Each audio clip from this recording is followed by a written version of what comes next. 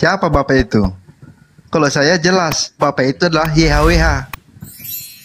Jadi, ya si Zigzag ini seperti Tritunggal juga ini nanti akhirnya. Gamang. Begitu. Tadi yang dibilang Bang Selebes itu betul itu.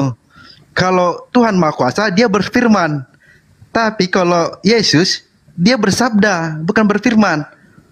Karena status Yesus adalah yang istilahnya mempelajari firman dan akhirnya firman itu merasuk sempurna dalam hidupnya.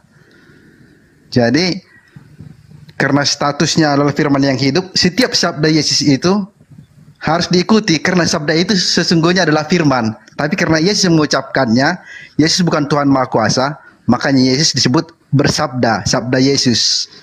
Nah, karena Yesus harus diikuti, maka Yesus adalah Tuhan. Karena dia bersifat ilahi, karena dia berkuasa di sorga dan di bumi, maka si penerjemah Alkitab dari bahasa Belanda ke bahasa Melayu menambahkan kata ha.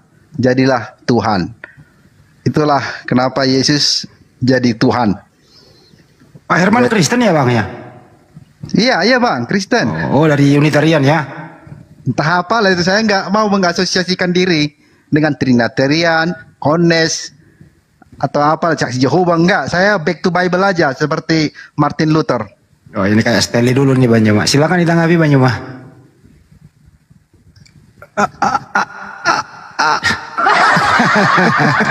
Dia kayak Stanley dulu nih saudara kita nih. Iya. Jadi Yesus bagi Bang Herman ini apa? Utusan. Utusan bisa. Utusan Tuhan juga. tapi statusnya kan anak tunggal Bapa kan? Anak tunggal Bapa statusnya. Tuhan juga dia. Ya, Tuhan. Kalau kita kembalikan dia ke bentuk aslinya, ya Tuhan. Tuhan. Berarti sembahannya Pak Herman cuma satu berarti. Sebenarnya Yesus itu sembahan saya juga. Tapi karena Yesus ini semua hidupnya tentang YHWH, jadi menyembah Yesus itu udah menyembah YHWH juga gitu loh. Waduh. Begitu. Jadi kan tanpa YHWH, Yesus ini kan bukan siapa-siapa. Tanpa Sang Bapa, Yesus ini bukan siapa-siapa. Kenapa harus menyembah Yesus Pak? Kenapa nggak langsung ke YHWH aja?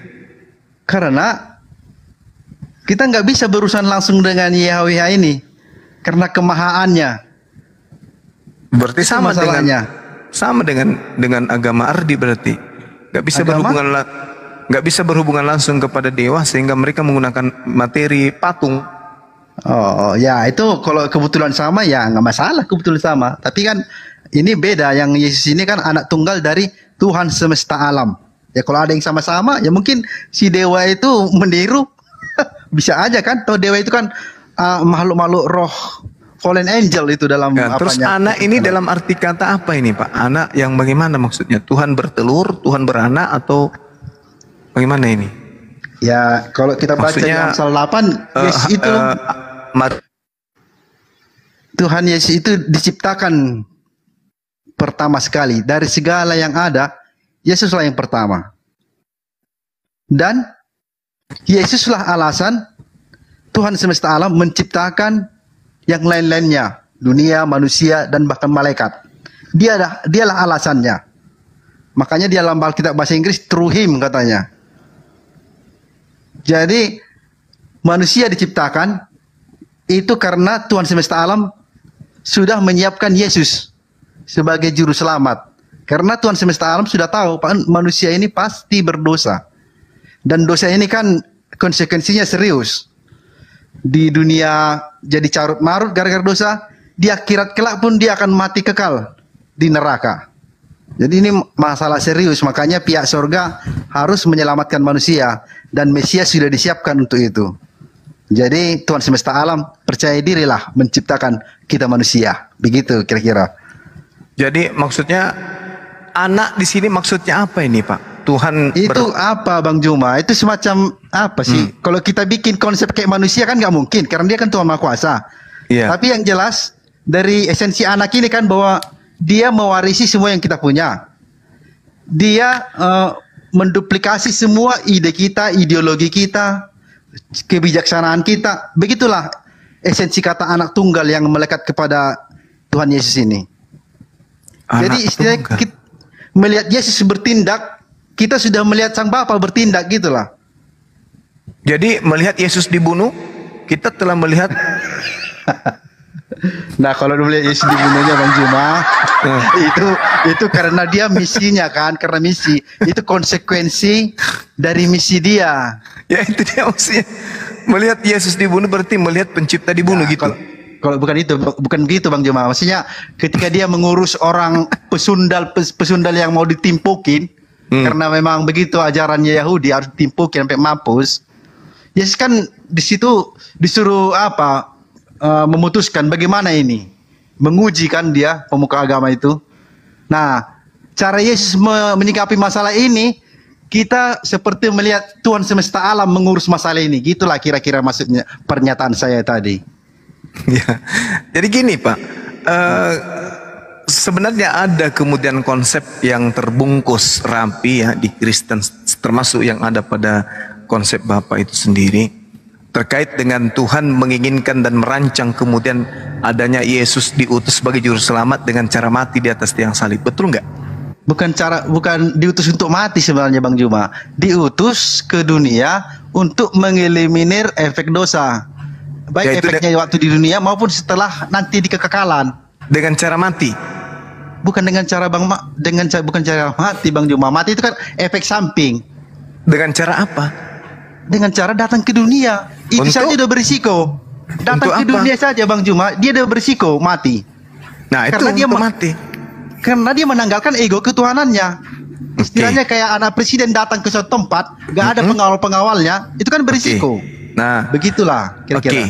Sekarang begini, itu kan cuma akal-akalan saudara saya. Nah, sekarang begini, percaya bukan akal-akalan, itulah hasil kesimpulan saya dari membaca Alkitab Bang Juma. Karena sekarang kan harus begini. logis bagi saya. Kalau gak logis, saya tak mau jadi Kristen.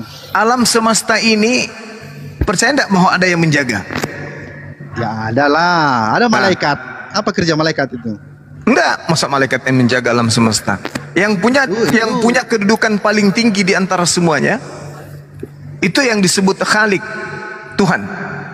Ya kan, betul? Itu bekerja kan atas suruhan Tuhan. Itu maksudnya. Iya, maksud saya yang menjaga alam semesta ini ya Tuhan lah. Ya Tuhan. Nah, kalau Tuhannya berubah menjadi makhluk, siapa yang menjaga alam semesta? Bang Juma, Tuhan Yesus itu kan anak tunggalnya, bukan Tuhan Maha Kuasa semesta alam itu. Dia bukan YHWH, dia Yesus. Berarti dia adalah ciptaan. Iya, sesuai dengan Amsal 8. Berarti dia ciptaan ya? Ciptaan yang diplot menjadi Tuhan. Menjadi Tuhan bagi manusia dan malaikat. Diplot. Berarti diplot, jangan digabung antara Tuhan dan Tuhan. Kita orang Indonesia. Kalau Tuhan sudah pasti bukan pencipta, kalau Tuhan baru pencipta, kan gitu. Masalahnya Bang Juma, masalah seriusnya adalah jika kita misalnya Yohanes 13 ayat 13 kan, Yesus kan mengaku Tuhan sana kan, mengklaim Tuhan. Kita ganti itu menjadi Tuhan, maka di Alkitab tidak ada lagi kata Tuhan, yang ada Tuhan semua. Gitu masalahnya. Enggak, Tuhan itu kepada Bapa, Tuhan kepada Yesus. Kan saudara sendiri mengatakan Yesus itu bukan Tuhan tapi ciptaan. Berarti dia nggak boleh Tuhan, dia adalah Tuhan. Tuhan Yesus aja, jangan dituhankan. Berarti kita sepakati lah kalau kayak gitu ya. Iya. Kita sepakati untuk Yesus Tuhan, untuk Sang Bapa ini Tuhan. Oke, nggak masalah. Itu ikut KBBI berarti ya. Iya, betul. Ya, ikut KBBI nggak masalah. Nah, yang tadi abang bicarakan itu Tuhan Yesus, bukan Tuhan. Nah, berarti kalau dia Tuhan, dia kan ciptaan tuh. Sebagai ciptaan kemudian dia mengaku bahwa dia diutus hanya kepada domba yang sesat dari Bani Israel. Kan gitu. Ya. Terus kita ini kan bukan Bani Israel. Bani Israel di sana berbicara tentang umat Yahweh. Kan mereka yang pertama umat Yahweh. Iya, Yesus mengaku diutus untuk Bani Israel saja. Kita bukan Bani Israel. Ditambah lagi Bang Juma, kalau dia pelayanan di luar Israel, nggak nyambung. waktunya pun kan terbatas, dia nggak boleh. Nah itu dia makanya Yesus bukan untuk non-Yahudi, tapi hanya untuk Yahudi, hanya untuk Bani Israel. Nah kita ini bukan Bani Israel. Iya, maksudnya Yesusnya khusus pelayanan Yesus secara fisik, ya, memang hanya untuk Israel karena nyambungnya pasti sama orang Israel dan akan lebih berguna.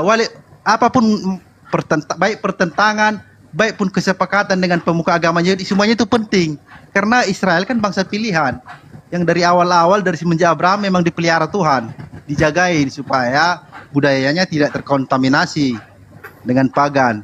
Nah, terus ajaran Yesusnya kenapa bisa sampai ke Anda? Lah itulah gunanya Yesus. Karena Yesus kan sebenarnya kan untuk semua bangsa, cuman medianya Israel. Tidak, Yesus murid-murid lah Bang, mengaku. cuma yang disuruh. Ke-12 kan murid banyak. dipesan, jangan ke bangsa lain. Matius 10 nomor 5 nomor 6. Jangan ke bangsa lain. Iya.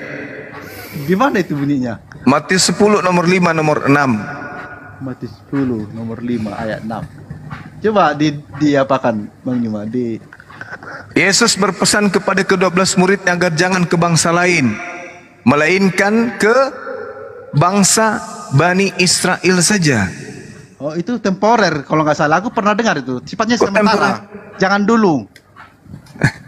Di mana lagi tambahan jangan dulunya itu dapat dari mana lagi? Perikop Bang Juma, kalau kita baca yang kayak gitu kan kita harus perikop. Karena kan itu kan jadi bertentangan dengan amanahnya di Matius 28. Berarti kan kita harus kritis di sini, Pak. Perikopnya apa ini? Kenapa dilarang? Jadi Matius 28 itu, Pak. Dilarang dulu. Matius 28 itu hanya sampai data nomor 15-nya. 16 sampai 20 itu tidak ada di manuskripnya. Oh, kalau itu Pak, kita nggak bisa mengapakannya itu karena itu kan dari LAI. Saya nggak ada wewenang mengapakan. Ini nggak ada kayak onenes itu. Oh, sebenarnya itu ayat ditambahan. Kalau itu kita nggak bisa diskusi lagi dong. Ya itu dia makanya. Udah diganggu kitab sucinya, yang nggak bisa lagi diskusi. Ya makanya Matius 10 nomor 5 nomor 6 Yesus berpesan, jangan kamu menyimpang ke jalan bangsa lain atau masuk ke dalam kota orang Samaria, melainkan pergilah kepada domba-domba yang hilang dari umat Israel. Nah itu konteksnya apa dulu itu Bang Juma? Kalau sepenggal ya kita pasti tersesat. Sama aja kita baca cerita kan, kalau cuma satu paragraf, kesimpulan kita jadi sesat kan. Nah ini pun konteksnya itu harus dibaca. Kalau begitu kita kembali ke dalam kisah Matius 15 aja. Matius 15, itu tentang apa itu? Ya tentang pengakuan Yesus, dia hanya diutus untuk domba yang sesat dari Bani Israel. Ya kalau saya menangkapnya Bang Juma yaitu karena cuman orang Israel lah yang mengerti apa yang dikatakan Yesus. Gak mungkin dia tiba-tiba datang ke suku Batak, ya, berbicara tentang aku adalah Mesias yang dijanjikan pada Abraham. Siapa Abraham kata orang Batak kan? Kau orang gilanya kau katanya. Apa kau ngomong-ngomong Abraham? Siapa Abraham itu? Gitu maksudnya Bang Juma. Gitu. Iya tahu. Saya tahu. Saya paham. Tapi masalahnya sekarang, jangankan kepada saudara yang adalah orang Batak, kepada orang yang sesaman bertemu langsung malah dengan dia, justru muncul pengakuan itu. Aku diutus hanya kepada domba yang hilang dari umat Israel, bukan kepada kalian. Ini muncul pengakuan Yesus ketika ada orang di luar Yahudi percaya kepada dia. Coba saudara saya baca di Matius 15 itu satu perikop. Iya, orang-orang Kanaan kan, perempuan Kanaan. Iya. Yesus ngomongin sama perempuan Kanaan itu. Iya betul. Tapi tetap juga dia kan istilahnya memenuhi apa yang diinginkan si perempuan itu. Dia menginginkan apa? Sembuh. Sembuh kan anaknya? Sembuh ya. Merubah tidak statusnya sebagai guguk perempuan ini? Memang itu agak apa ayatnya, agak rumit bilangnya. Tapi sebenarnya kan itu mau mengatakan bahwa belum saatnya itu secara langsung berurusan dengan kan Anda tambahi kan? Anda menambahkan itu Bang. Yang muncul setelah Yesus itu nanti adalah serigala berbulu domba. Itu yang harus muncul. Nah sekarang permasalahannya di sini. Itu pasti gimana? muncul. Ya? Itu pasti muncul itu serigala itu. Nah itu dia, makanya siapa yang kemudian yang muncul di tengah-tengah murid Yesus? Ya, Kan kalau domba itu Bani Israel. Nah kalau Kristen ini apa? ya domba juga lah. Ya berarti inilah yang menyamar. Enggak Bang Juma. Bang. Ada Israel rohani Bang Juma. Ah ini dia. Yesus di mana pernah menyebut Israel rohani? Di mana ya? Nah, Tapi- yang Yesus sebut cuma dua, serigala dan domba. Enggak, kalau yang ya kalau saya ya yang serigala itu sebenarnya kan itu mengacu kepada satanis ya sebenarnya. Ya, satanis lah, itulah yang merubah-rubah ajarannya Yesus, itulah satanis. Nah, kami nggak berubah, nggak ada merubah kami. Tadi diutus hanya kepada Bani Israel, dirubah menjadi. Ya itulah, itu kan pelayanannya secara fisik, secara nyata. Nah itu kan anda, saudaraku, berubah. Keluar Israel nggak nyambung pembicaraan mereka nanti. Itu masalahnya. Ini orang-orang yang sudah membuktikan hidup berdampingan dengan Yesus. Berdampingan dengan Yesus. Aku diutus hanya kepada domba yang hilang dari umat Israel. Tetapi perempuan itu mendekati dan sujud menghormat kepada Yesus sambil berkata, "Tuhan, tolonglah aku." Tetapi Yesus menjawab, "Tidak patut mengambil roti yang disediakan bagi anak-anak untuk dilemparkan kepada guguk." Kata perempuan itu, "Benar Tuhan. Namun bukankah guguk itu makan remah-remah yang jatuh dari meja tuannya?" Maka Yesus menjawab kepada ibu itu, "Hai ibu, besar imanmu. Ah iya. Jadilah seperti apa yang kau kehendaki." Jadi apa dia? Kan dia Jadi domba atau jadi guguk? ya bukan di situ masalahnya Bang Juma. Alamak. Ya Bang Juma, berarti si perempuan ini pun tahu kalau Yesus ini memang interaksinya hanya untuk Yahudi. Dia tahu, dia tahu. Nyambungnya. Dia tahu, makanya dia katakan, "Benar Tuhan. Ya, Namun guguk makan sampah yang jatuh dari meja tuannya." Bisa nggak guguk yang makan sampah ini di meja tuannya ini berubah menjadi domba? Bisa nggak? ya memang jadi domba dong statusnya nanti. Bagaimana? Ya, kalau nggak kayak gitu, untuk apa Loh, Yesus datang ke dunia? Yesus sudah mengatakan, "Hai ibu, besar imanmu." Artinya Yesus membenarkan wanita tadi ini adalah guguk pemakan sampah. Berarti kita beda persepsi ya Bang Juma ya. Lah, ini Kalau saya Yesus yang begini. mengatakan, Bang, ini Yesus yang mengatakan, Bang, bukan saya loh. Iya, Tidak patut mengambil roti yang disediakan bagi anak-anak. Anak-anak di sini adalah Bani Israel. Roti di sini adalah Yesus. Cara pandang di kita sini yang adalah berbeda, non-Yahudi. Bang Juma, cara pandang kita yang berbeda. Kalau saya Karena melihatnya Anda gini, memelintir data dari konsep yang memelintir ada. loh. Bukan loh. Gini loh. Ini istilahnya Yesus sudah ngomong agak kasar lah ini ceritanya kan. Iya. Tapi si ibu ini tetap ngotot. Ah. Tetap ngotot bahwa Yesus akan memenuhi keinginannya untuk kesembuhan itu. Akhirnya Yesus kan mengapresiasi. Aku udah ngomong segitunya pun, si ibu ini tetap yakin bahwa aku akan disembuhkan. Dan akhirnya Yesus mengapresiasi, besar imanmu ibu. Jadilah seperti apa yang kau inginkan. Jadilah seperti yang kau inginkan. Nah sekarang berubah enggak guguk ini? Statusnya ibu ini berubah enggak jadi domba? Nah itulah kan aku bilang. Cara abang menerjemahkan kalimat itu bermasalah.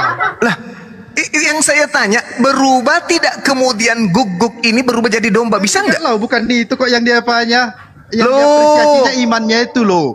Yang Saya baca satu perikop, dengarkan. Lalu Yesus pergi dari situ dan menyingkir ke daerah Tirus dan Sidon. Maka datanglah seorang perempuan Kanaan dari daerah itu dan berseru, "Kasihani aku ya Tuhan." Ini dia percaya loh. Dia sudah percaya, "Kasihanilah aku ya Tuhan anak Daud, ya Tuhan anak Daud, kasihanilah aku." Dia sudah memohon-mohon loh ini. Kalau ibu ini saya diganti pemainnya, Anda saudara Herman, saya ganti. Seorang laki-laki dari Batak bernama Herman berseru kepada dia, "Kasihanilah aku Tuhan, Tuhan anak Daud, karena anakku perempuan kerasukan setan dan sangat menderita." Lalu Yesus sama sekali tidak menjawab Pak Herman. Lalu murid-muridnya datang dan meminta kepadanya, "Suruhlah ia pergi. Ia mengikuti kita dengan berteriak. Jawab Yesus, aku diutus hanya kepada domba-domba yang hilang dari umat Israel. Tetapi Pak Herman itu mendekat dan menyembah, menghormat kepada Yesus sambil berkata, Tuan, tolonglah aku. Tetapi Yesus menjawab, tidak patut mengambil roti yang disediakan bagi anak-anak melemparkannya kepada guguk. Kata Pak Herman, benar Tuan, namun guguk itu makan remah-remah yang jatuh dari meja tuannya. Benar Tuan, guguk itu makan remah-remah dari meja tuannya. Besar imanmu Pak Herman. Ya. Nah, lalu bagaimana bisa Anda menjadi domba? Itulah kan Bagaimana caranya Anda bisa menjadi domba, Bang? cara Anda yang memahami kalimat itu yang nggak pas. Loh, Saya nggak domba ya masalah domba, tadi. guguk ya guguk aja, Bang. Wanita ini percaya loh. Saya bisa memahami si perempuan Kanaan ini. Ah, Karena memang dia kan memang tinggal di lingkungan bersama orang Yahudi kan. Dia namanya Kanaan kan. Memang orang Terus? itu aslinya kan. terus? Jadi kenapa dia bisa ngotot kayak gitu? Karena dia tahu di sini orangnya belas kasih. Jadi Iya, dia terus- tetap ngotot. Makanya dia Terus di mana Yesus mengatakan bahwa dia ini berubah menjadi domba? Nggak ada. Imanmu besar katanya. Jadilah seperti apa yang engkau kehendaki. Apa yang dia kehendaki? Sembuh anaknya. Ya, sembuh gitu. Sembuh. Lalu pertanyaannya kemudian, ada nggak ibu ini berkehendak menjadi domba? Tak ada kan? Karena guguk nggak mungkin berubah jadi domba. Bukan ke sana larinya itu bagaimana? Loh, semua di luar Yahudi itu disebut guguk yang percaya kepada dia. Kenapa? Karena karena domba ini hanya Bani Yakub. Dalam Yeremia 50:17 yang disebut domba adalah Bani Yakub. Yeremia 23 nomor 2 nomor 3 yang disebut domba adalah Bani Yakub. Gimana bunyinya sih? Coba kita lihat. gimana? Coba baca Yeremia 50. Nomor 17. Silakan, Pak. Silakan.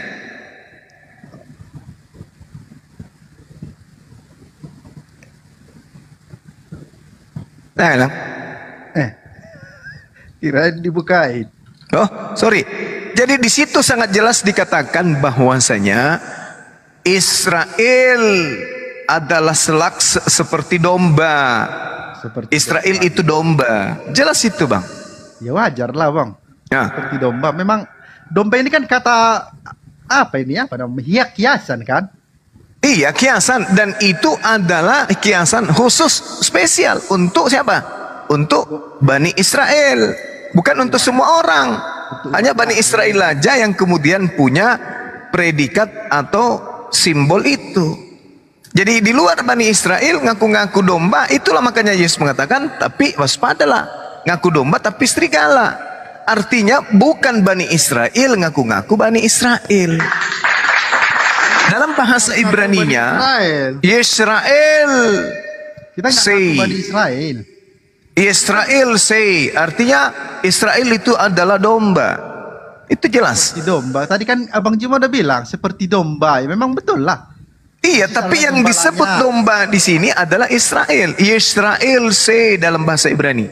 Israel adalah domba. Gitu loh, Bang. Di perjanjian baru dikatakan domba-dombaku mengenal suaraku. Kan itu kata Yesus. Yohanes 10 nomor 27 tuh. Hanya orang Israel kan yang mengenal suara Yesus. Orang Domba-domba enggak.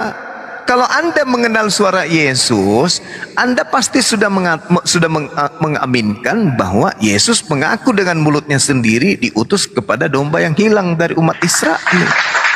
Tapi Anda tidak mendengarkan, Anda tidak mau mendengarkan suara Yesus itu. Anda selalu mendengarkan lagi data-data yang berikutnya. Ya kan? Sedangkan Yesus sudah menyuarakan bahwa apa? Tidak layak, tidak patut roti yang disediakan untuk anak-anak diberikan kepada guguk. Kenapa harus guguk? Kenapa nggak bilang aja Kanaan? Kenapa harus menggunakan istilah guguk? Karena istilah guguk itu istilah dari di luar Yahudi, maksudnya serigala. Guguk serigala. Tidak layak kemudian anak yang diutus kepada Bani Israel diberikan kepada Bani Edom, Bani Batak. Bani yang lain, karena dia hanya untuk Bani Israel. Itu maksudnya. Kenapa Yesus mengambil perumpamaan guguk? Karena guguk itu adalah lawan dari domba. Yesus hanya untuk Israel, sedangkan Kanaan ini bukan orang Israel, maka dikasihlah istilah guguk. Bukan berarti ibu ini menggonggong, tidak, tapi itu untuk membedakan antara Bani Yakub dan yang non Bani Yakub. Makanya Yesus mengatakan, waspadalah kepada serigala yang nyamar seperti domba. Artinya non Yahudi yang ngaku-ngaku Yahudi. Nah, coba Anda telaah tuh, mana yang menyamar antara Yahudi dan Kristen? Yang mana sebenarnya yang nyamar seperti sebagai anak Yakub di sini? Yahudi kah, Kristen kah? Karena hanya ada satu. Dari keturunan Yehuda dan Israel itu hanya satu. Nah, sedangkan sekarang muncul Kristen. Pertanyaannya, yang mana sebenarnya yang menyamar di sini? Kristen atau Yahudi? Nggak ada yang menyamar. Lah, kalau tidak menyamar berarti Kristen. Jawab saja. Berarti kalau tidak menyamar berarti Kristen ini juga adalah Bang Yahudi Juma, dong. Kalau Yesus datang hanya untuk Israel, berarti status bangsa pilihan untuk Israel itu nggak ada gunanya. Ya, justru karena pilihan lah sehingga dia dipilih hanya untuk Israel. Coba Anda baca Mazmur 100. Untuk menjadi saluran berkat buat seluruh dunia. Oh, salah. Tidak ada itu. Itu tidak ada itu, Bang. Untuk apa Tuhan semesta alam berjanji kepada Abraham melalui keturunanmu? Nah, melalui keturunannya itulah Nabi Muhammad sallallahu alaihi wasallam. Orang diberkati. Itulah Nabi Muhammad, Bu. Keturunan si Abraham aja. Ya, keturunan Nabi Muhammad kan, dia dari Abraham. Makanya Nabi Musa alaihissalam hanya untuk Bani Israel, Yesus hanya untuk Bani Israel, Nabi Muhammad SAW untuk seluruh alam semesta. Makanya kalau pengakuan Nabi Musa hanya untuk Bani Israel, Ulangan 33 nomor 4. Hukum-hukum Tuhan yang datang kepada Nabi Musa hanya untuk Bani Yakub. Kemudian untuk Yesus, dia mengatakan Matius 15 nomor 24, diutus hanya kepada domba-domba yang hilang dari umat Israel.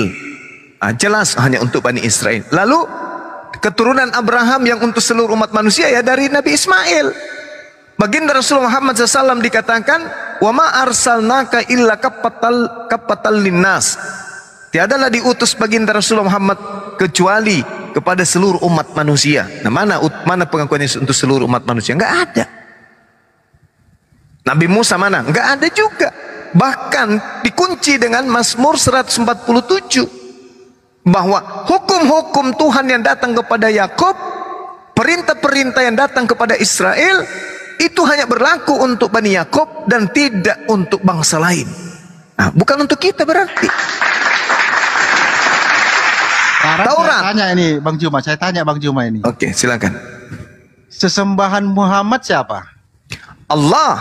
Allah itu nama bukan? Itu nama. Itu nama. Sesembahan Musa siapa? Allah. Musa yang di Alkitab? Dia menyembah Allah. Innani anallah la ilaha illa ana. Musa di Alkitab menyembah YHWH. Nah, YHWH itu bukan nama, itu gelar. Nah, itu salah Bang Juma. Ayo. Namanya Elohim. Oh, salah. Lebih tepatnya God of Israel. Salah. Oh, Bang Juma yang salah. Mari kita buktikan. Boleh? Boleh. Oke. Mari kita lihat dalam Keluaran 6 nomor 3. Buka. 6 ayat 3. Iya.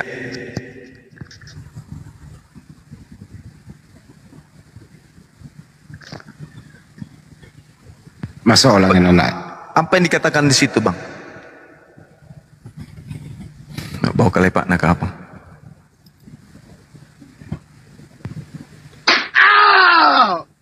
Cik demi HP nah jadi selesai.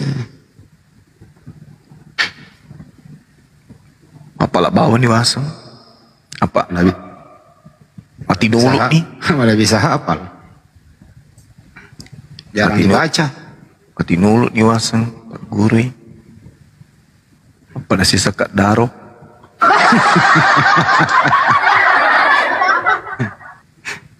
Kak Daro itu anu kan Bang Handi, sebut kelapa kan? Bukan, batok. Halo Bang Juma. Oh, batok. Batok kelapa. Udah saya baca. Iya. Baca Bang. Iya, intinya aku telah menampakkan katanya ya. Ini Tuhan semesta alam ya. Aku telah Ya. menampakkan kepada Diri. Abraham, Abraham. yang menampakkan diri kepada Abraham, Ishak dan Yakub sebagai Allah yang maha kuasa. Tapi tentang namaku, aku belum menyatakan kepada Abraham, Ishak dan Yakub. Betul? Iya, belum. Ah, siapa namanya di situ? YHWH. Kan belum ada namanya. Belum ada kan? Iya, di situ dikatakan begini dalam bahasa Ibrani. Wa Tidak era usah bahasa Ibrani. Bahasa Indonesia. Loh, di situ Ibrani, harus kita ke Ibrani, Bang. Jam Indonesia. Wa era el Abraham el Yitzhak wa el Yaakub ba el sadari usami yot hefafi naudati lahim. Nah, aku tidak menyatakan diriku, namaku yot hefafi kepada Abraham. Tapi faktanya, Bang, di dalam Kejadian 15 nomor 2, Abraham memanggil dengan sebutan Yotefafe. Berarti namanya memang belum diajarkan kepada Abraham dan Yakub. Menurut Bible ya, menurut Bible. Karena di situ dikatakan Wayomer Abraham Adonai Yotefafe mate 10. Kuwa anoki holek ariri uben mesek petihu. Itu dia sudah panggil namanya di situ. Yothe pap wayomer Abraham. Tapi berkatalah Abraham, Adonai Elohenu Adonai Yotefafe.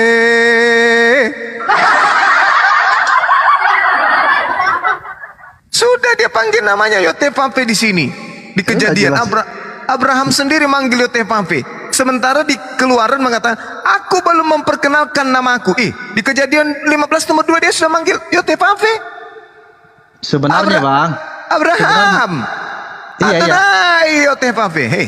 Aku juga udah pernah baca itu, Bang. Ya. Aku juga udah pernah mempertanyakan itu ya. Nah, ternyata kan kitab Kejadian, Keluaran, Bilangan, Ulangan, Imamat ini kan ditulis sama Musa.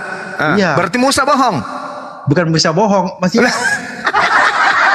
Musa. Musa kenapa? Mana menceritakan, menjelaskannya? Saya juga pernah mempertanyakan ini dalam diri sendiri, membingungkan gitu ya. Belum dikasih tahu kok si Abrahamnya sudah gitu. Yotefafe itu gelar, saudara, sebagaimana nama-nama Tuhan dalam bahasa Ibrani, El, Elohim, Elom, Elohe, Olam, Eroi, Esadai, Emmanuel. Itu nama-nama Tuhan, gelar sifat, sama Asmaul Husna. Tapi nama pribadi Tuhan itu adalah Allah. Innani Allah, la ilaha illa ana. Makanya dikatakan kemudian wa may yarghabu an millata Ibrahim illa man safiha nafsa wa laqad istafainahu fid dunya wa innahu fil akhirati laminas solihin. Is qala lahu rabbuhu aslim qala aslamtu lirabbil alamin wa wasa biha Ibrahim banihi wa Yaqub ya baniya innallaha astafa lakumuddin fala tamutunna illa wa antum muslimun. Am kuntum syuhada'a is hadara Yaqubal mautu is qala li banihi ma ta'buduna min ba'di qalu na'budu ilahaka wa ilaha abaika Ibrahim wa Ismail wa Ishaqa ilaha wahida wa nahnu lahu muslimun. Ini innallaha, sesungguhnya Allah. Makanya orang Yahudi, Bang, kalau mereka menerjemahkan kitab mereka, kitab Tanak mereka ke dalam bahasa Arab, maka Tuhan mereka akan otomatis terganti dengan sebutan Allah. Oke, Bang. Sekarang kita buka Keluaran 3:15. Itu paling vulgar itu ya. Keluaran 3:15. Ya. Tuhan katanya. Ya. Allah Abraham, Elohim Abraham, Elohim Ishak, Elohim Yakub. Itulah namaku dan sebutanku selama-lamanya. Itu kan udah vulgar sekali, Bang. Gak boleh diganti, selama-lamanya harus itu. Jangan diganti binatang di situ, Bang. Jangan diganti manusia, jangan diganti malaikat, tapi Tuhan. Tuhan itu artinya apa? Pencipta. Bang. Itu Itu gelar Cuma di situ huruf besar semua, Bang Juma. Saudaraku. Huruf besar semua. Iya Tuhan. Makanya Artinya jangan itu nama. Bukan, itu gelar. Gelar Tuhan itu jangan kita berikan kepada yang lain. Cuma gelarnya adalah Elohim, Ishak, Abraham, Jakob. Walah. Gelarnya. Bukan Atau Bang. disingkat menjadi Ilah Israel. Itu gelar sebutannya. Elohim. Sementara yang disebut di situ adalah Yehova atau Yod-Heh-Vav-He. Sembahan ilah. Elohim itu Bang Juma kalau di bahasa Inggris jadi God. Kalau Yehova jadi? Debata. Kalau Yehova jadi apa? Yunani jadi Theos. Bukan. Allah. Kalau Elohim jadi God. Kalau kemudian Yod-Heh-Vav-He jadi apa dalam bahasa Inggris? Di bahasa Inggris dia tertulis LORD. Tulis besar semua, Lord. Besar semua. Aduh abangku ini. Sebenarnya namanya tetap itu. Bukan. Sekali lagi saya katakan namanya Bang. tetap itu. Cuman Tuhan tidak boleh diganti. Tuhan tidak boleh disebut sembarangan. Tidak boleh. Gara-gara itu lah Ini jadi Lord ditulis. Sekarang begini, boleh nggak kita menggunakan kata Tuhan ini misalnya gini? Pada hari Senin para Tuhan berbaris dengan menggunakan seragam putih di depan tiang bendera. Bisa nggak dipakai gelar Tuhan ini ke makhluk? Jika kata Tuhan yang tertulis di situ hanya huruf awalnya saja yang besar atau atau semuanya huruf kecil. Langsung aja bahasa Ibraninya Yod-Heh-Vav-He. Bisa nggak itu? Oh, nggak bisa dong, parah. Nah, karena kalau bahasa Ibrani Bang, tidak ada huruf kecil, tidak ada huruf besar. atau kita ganti gini. Penulisan di bahasa Inggris dan di bahasa Indonesia loh. Kan Tuhan enggak. bilang kan, para Tuhan berseragam gitu kan. Iya, kalau itu bisa nggak? nama nggak boleh pakai Tuhan huruf besar semua. Para Tuhan boleh nggak? Atau saya banyak memelihara Tuhan di dalam kandang. Ada yang warna biru, boleh nggak ini dipakai sembarangan? Tuhannya kecil. Ya nggak boleh Bang. Tuhan itu hanya untuk Khalik. Tidak bisa didudukkan kata Tuhan itu untuk makhluk, tak boleh. Ini gelar satu-satunya. Ini kecil semuanya. Tuhan-Tuhanan. Aduh, nggak ada Ibrani, nggak ada kenal huruf kecil, huruf besar. Bang Juma tadi yang bilang boleh nggak? Ya boleh, tapi kalau abang bikin huruf tidak bukan masalah huruf kecil huruf besar Bang. Ini kata Yod-Heh-Vav-He tidak boleh dipakai kepada makhluk. Kata Tuhan itu hanya untuk Sang Khalik. Tuhan itu maksudnya Khalik, pencipta langit dan bumi. Tapi nama pribadinya siapa? Yahweh lah Tuhan itu. Itu namanya. Mati meja. Tuhan. YHWH. YHWH itu adalah Sang Pencipta. Gelar. Waduh. Tuhan itu kan gelar. Iya, tahu gelar. Ya, nama sembahan Muslim adalah Allah. Itu nama pribadinya. Itu nama pribadinya. Ya. Yahuwahu. Yahuwahu. Ya, wahai engkau, wahai dia yang adalah dia yang maha hidup. Yahuwahu. Ini dia Yod-Heh-Vav-He. Sama. Makanya di dalam kitabnya orang Yahudi, Kejadian 17 nomor 7, aku mengangkat perjanjian kekal untuk anak-anakmu dan keturunan,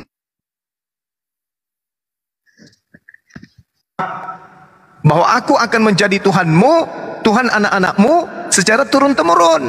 Itu Tuhan sendiri yang mengambil perjanjian kekal.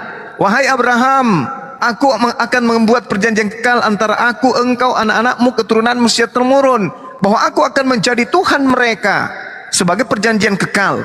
Jadi keturunan Abraham, baik dari Ismail, Ishak, itu menyembah Tuhan yang sama, karena itu adalah perjanjian kekal Tuhan. Makanya kalau dilihat dalam Kejadian 12 nomor 3, jelas dikatakan di sana, aku akan memberkati siapapun yang memberkati engkau Abraham. Aku mengutuk siapapun yang mengutuk engkau Abraham. Nah, siapa yang menyibukkan dirinya siang malam memberkati Abraham? Hanya kami umat Islam. Hanya kami yang sibuk memberkati. Allahumma salli ala sayyidina Muhammad kama sallaita ala Ibrahim wa ala alihi Ibrahim. Setiap kami ibadah, setiap kami sholat, kami memberkati Abraham. Nah, kalau orang Kristen ditanya, apakah kalian memberkati Abraham? Mana buktikan? Tak ada Bang. Yang mana Kristen justru mengutuk Ismail anak zina, Ismail itu anak budak. Itu dikutuk Abraham yang Bang Juma. Itu memang begitu fakta Alkitabnya, bukan mengutuk. Nah, itulah makanya Tuhan mengatakan, siapa yang mengutuk engkau, aku akan kutuk. Ya, kan sudah aku bilang itu bukan mengutuk. Nah, kita kembali ke masalah nama lah. Kalau memang Bang Juma bilang bahwa Yahweh itu adalah gelar, berarti diskusi ini nggak bisa kita lanjutkan. Ya, kita istirahat aja lah. Udah malam kali, udah mau apa, kita istirahat dulu lah. Oke, makasih Bang Juma ya. Iya. Makasih, lain kali kita lanjutkan bicaranya. Iya. Kalau di Indonesia kan YOTVP apa bang? Bapak. Nama pribadinya Bapak? Cuplis. Kalau dokter tadi nama pribadinya Bapak adalah Yesus. Mama malah satu kasih nak buat 11-12 sama dokter tadi itu. Mak Jeko Timuna. Allahu Akbar, Masya Allah. Apa sih teman-teman, nggak mau pakai akal sehat? Mantra sih. Pakai akal sehat, Bu sayang. Semua dipaksakan. Mudah-mudahan teredukasi ya teman-teman semua ya. Ya silakan yang baru naik. Ada yang ingin disampaikan? Waalaikumsalam. Waalaikumsalam warahmatullahi wabarakatuh. Pertama saya Muslim bang. Cuman mau nanya boleh nggak? Iya. Khusus Bang Zuma. Wih, mati aja. Serangan pajar ini. Nih, serang pajar. Gimana bang? Enggak, saya mengucapkan beribu-ribu terima kasih dan mewakili umat Islam. Tapi ucapan terima kasihnya cuma sekali, katanya beribu. Boleh nggak diaplikasikan beribu kali? Terima kasih, terima kasih, terima kasih, terima kasih, terima kasih, terima kasih, terima kasih. Tadi yang seribu kali bang. Ya, gini bang. Yang dibawa dengar nggak? Sahabat kita mengatakan saya mengucapkan beribu terima kasih. Benar nggak? Benar, cuma sekali doang tapi. Cuman sekali doang tapi gimana itu? Itu kan namanya majas bang. Oh majas. Padahal tadi nggak bilang majas lu yang beribu katanya. Sesuatu Bilang aja yang... gini bang. Aku mengucapkan terima kasih 1000 kali yang kayak gitu. Iya. Oke, lanjut. Jadi mungkin takdir Allah memang menunjuk abang ini. Mati meja. Apalagi? Halo. Iya. Ya mungkin takdir Allah menunjuk abang untuk mewakili Islam. Jangan ngomong kayak gitu. Iya. Bang Juma nggak mewakili siapa-siapa. Jangan. Alam saya jadi cacian lagi. Jangan banyak orang sakit hati nanti bang buatnya. Tidak apa-apa bang, tidak apa-apa gini. Saya jujur baru 3 harian kayaknya ketemu short videonya abang, lah terus coba saya ikuti gitu loh. Tapi mau naik susah. Ini baru dinaikin malam ini. Ada yang setahun minta naik belum naik bang. Abang baru 3 hari udah ke atas. Ya alhamdulillah. Ini Tuhan yang mentakdirkan mati. Ya lanjut. Ada setahun 2 menit bang, banyak. Enggak, ini gini bang. Saya pernah debat sama umat Kristen, sama orang Kristen. Iya. Mungkin ini kan dokternya di Bang Zuma kan, dokter lintas agama lah yang mewakili Islam di Indonesia. Mungkin mewakili apologet Islam aja. Iya, oke. Jangan di Indonesia bang. Dan banyak ulama kita yang lebih hebat nih. Iya lanjut. Dalil secara Alkitabnya mungkin ada, atau mungkin dalil secara Islamnya mungkin ada. Saya gini, ada seseorang yang pernah menanyakan ke saya, kenapa? Koreksi kalau jawaban saya salah nanti ya bang. Iya. Oke. Ada orang Kristen yang nanyain sama saya, kenapa kok redaksi syahadat itu aku bersaksi, bukan kenapa kok bersaksi padahal diksi yang dipilih bersaksi itu sudah menyaksikan katanya. Saya jawab gini, kenapa kok redaksi teks dalam syahadat itu bersaksi? Bersaksi itu dalam Islam Karena kemampuan kita sebagai makhluk hanya punya akal dan punya indera untuk memadukan keduanya menjadi sebuah keyakinan. Jadi saksi itu bagaimana tentang eksistensi? Kenapa saya bilang demikian, Bang? Karena ini analisa saya cuman ya. Karena di situ asyhadu alla ilaha, saya bersaksi tidak ada. Lah lawan dari tidak ada berarti ada dan wajib ada. Berarti itu menyatakan tentang eksistensi, bukan tentang kesaksian sebagai sosok melihatnya. Ini kok Pak Hafiz ini kok dia bertanya terus jawab sendiri, Bang? Minta dikoreksi. Oh, minta dikoreksi ya. Iya. Gitu. Maksud saya gini, Bang. Saya mau nanyakan ke Bang Juma, apakah ini valid jawaban saya atau memang sesuai dengan kaidah akal dan memang mungkin ada dalilnya, gitu loh maksudnya.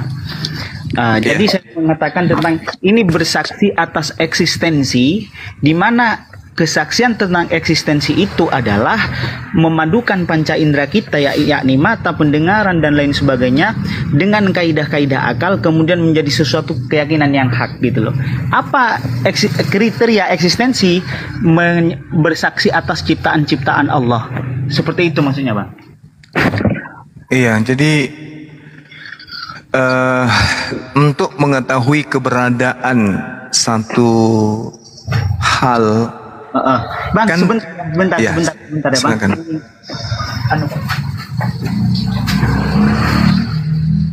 Silakan, Bang, silakan.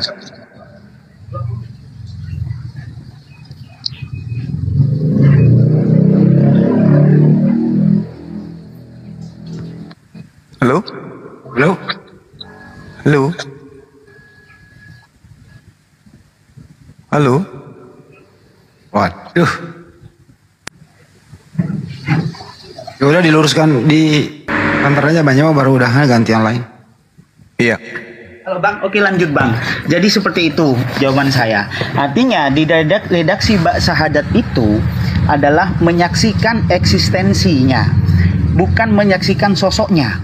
Kenapa? Karena kita sebagai makhluk memang selalu ditantang oleh Tuhan untuk menggunakan akal kita, menganalisa ciptaannya, sehingga kita tahu bahwa memang ada zat atau sosok yang wajib ada sebelum dan mengadakan segala apa yang ada dalam apa semesta ini, loh Bang.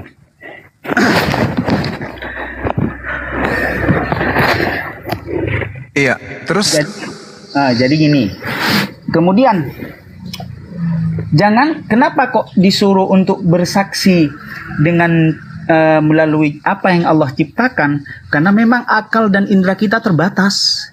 Sosok Tuhan itu tidak bisa dirasionalisasi, cuman ciptaan-ciptaannya itu bisa kita rasionalkan.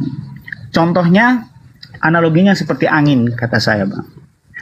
Angin, kita hanya bisa mendeteksi keberadaannya dengan kulit kita, dengan arah geraknya pohon, tetapi mustahil kita melihat rupanya. Jadi kalau ciptaannya saja mata kita tak mampu untuk melihat, apalagi yang menciptakan angin itu sendiri. Makanya redaksi syahadat itu bukan serta-merta meyakini langsung. Tidak seperti orang Kristen, yang penting yakin di awal. Tetapi Tuhan sendiri dalam Islam menantang kita untuk selalu berpikir, untuk selalu berakal. Jadi seperti itu, Bang. Apa mungkin itu benar? Atau bisa divalidasi sama Abang? Atau mungkin ada dalilnya memang? Iya, jadi gini. Kalau kita melihat di dalam Al-Quranul Karim ya, tentang persaksian ini kan kaidah keislaman, kunci orang itu mengakui bahwa tiada Tuhan selain Allah, kan gitu ya. Iya. Nah, kenapa kemudian kita harus bersyahadat?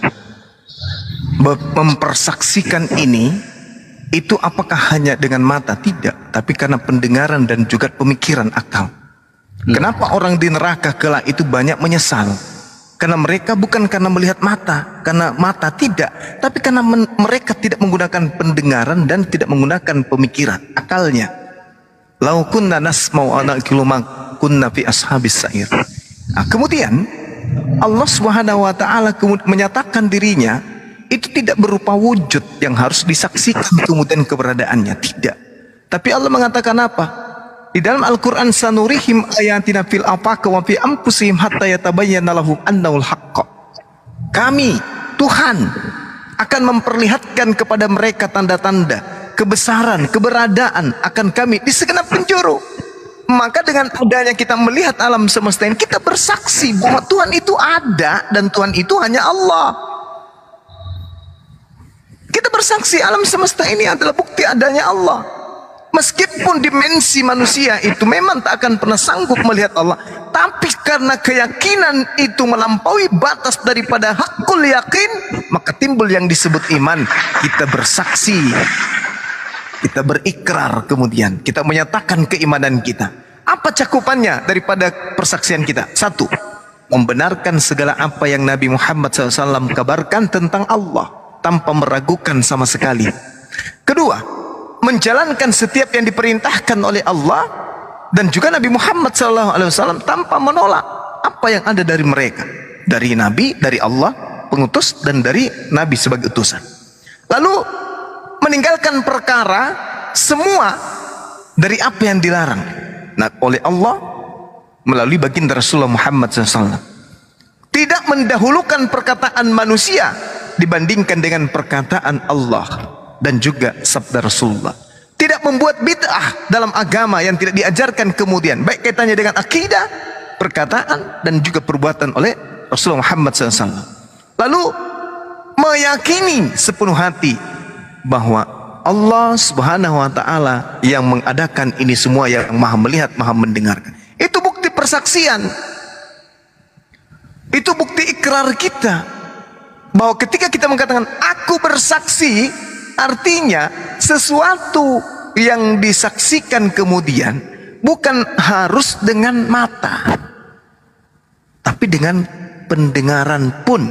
Seperti misalnya tentang penciptaan alam semesta, apakah kita melihat? Tidak. Maukah kita menjadi hamba yang bersaksi bahwa Allah Subhanahu wa taala menciptakan alam semesta ini? Mau? Kenapa? Karena kita hakul yakin. Sama seperti akal. Maukah kita bersaksi bahwa saya bersaksi, saya punya akal? Atau kita ragu? Dari mana kemudian kita bisa mempersaksikan bahwa kita punya akal? Buktinya kita bisa menyusun kata menjadi sebuah kalimat, menjadi satu pesan yang sampai kepada pendengar.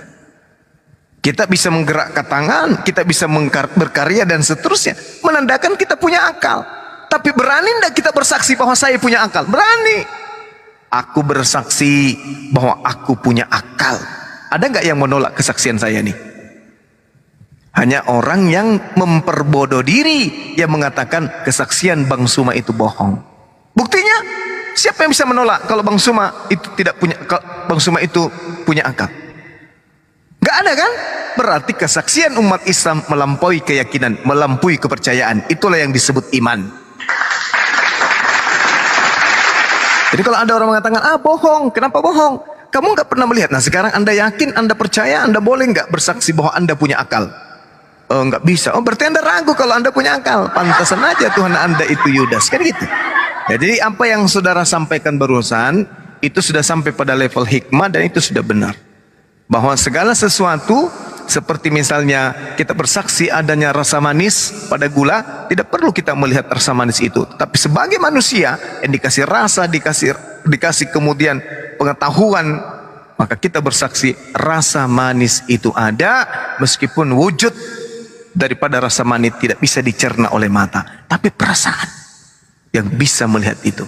Karena ada dua hal yang bisa melihat, kalbu dan juga mata kita, mata batin dan juga mata yang ada di wajah. Saya kira begitu, Bung.